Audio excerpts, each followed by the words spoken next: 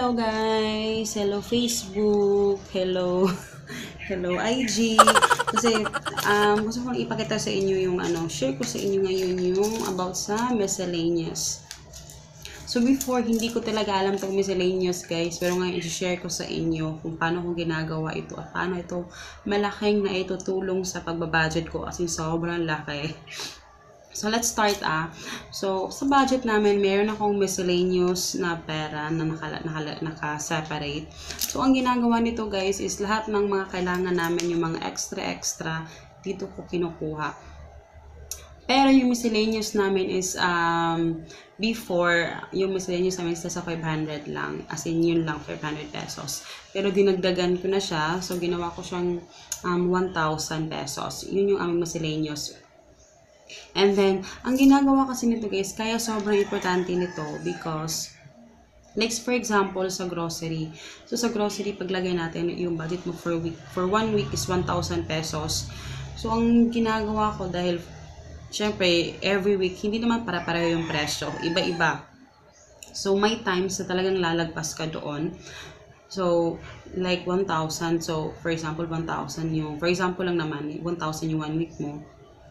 Sumobra ka ng 100 pesos or 200 pesos. So, ang nangyayari, dito kinukuha yung, bali yung sobra ko doon. Ito kinukuha sa miscellaneous na pera ko. Sobrang laking tulong niya. Like, dito ko rin kinukuha guys pag umaalis kami, yung mga pamasahe, ganun. Kasi, ang malaking role kasi nito guys na naitutulong niya is because, parang pinoprotektahan niya yung mga ibang mga envelope mo, yung ibang budget mo. Like for example, kung wala akong miscellaneous fee for example. So, meron ako ditong sa grocery. So, 1,000 a week, paglagay natin. So, sa 2 weeks, so meron akong 2,000 pesos. So, kung sumobra ako ng, kung yung 1,000 kung magiging 1,200, kasi nga, diba, iba-iba yung presyo talaga. Minsan mahal yung mga bilihin. Minsan naman mura. And, ang ginagawa ko, kung mangyayari, kung wala akong miscellaneous, kukunan ko ito ng 1,200. So, ang matitira na lang is 800 pesos. So, yung 800 pesos, yun naman yung gagastusin ko sa susunod na week. So, ano yung mangyayari? Kukulangin na siya. So, sana ako kukuha ng pera. So, sa iba, ang mangyayari, mag-link-link na siya. So, dahil wala na ako ibang makuhanan, kukuha na naman ako sa ibang envelope. Kasi maghanap ako ng paraan.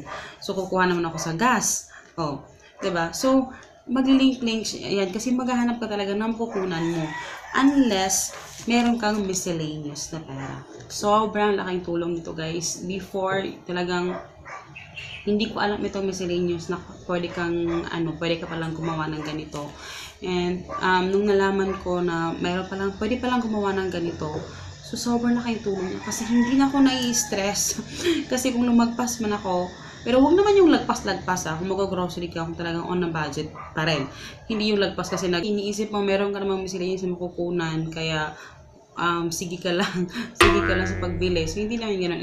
It's a matter of discipline pa rin. Kailangan pa rin ng disiplina guys. Wag basta-basta lang gumastos. Pero ayun, yun lang yung gusto kong i-share sa inyo about sa miscellaneous na pera. Sobrang importante nito guys. I-try ninyo para hindi tayo ma-stress sa mga, kasi alam ko merong mga darating talaga ng mga konti-konting mga bibilhin sa mga tindahan. Kung naubusan ka ng ganito, dito mo kukunin sa miscellaneous yung pamasahe. Depende na sa inyo guys kung magkano miscellaneous na gusto nyo ilagay. Depende sa family ninyo, depende sa routine ninyo araw-araw. Ako, nandito naman ako sa bahay. Yung magastos lang kami pag umaalis lang talaga. Papunta kina mama or sa kabilang bahay. Ganun lang talaga kami yung gumagastos. Pero, ayun lang. So, I hope you guys enjoy. At saka follow nyo ako guys sa Facebook, Instagram, Our Family Budget. At follow nyo din. Mag-subscribe nyo rin kayo sa aking YouTube channel. And please like and share this video. Babush! Huwag lang tiniisip ko. Bakit ingin ang aso?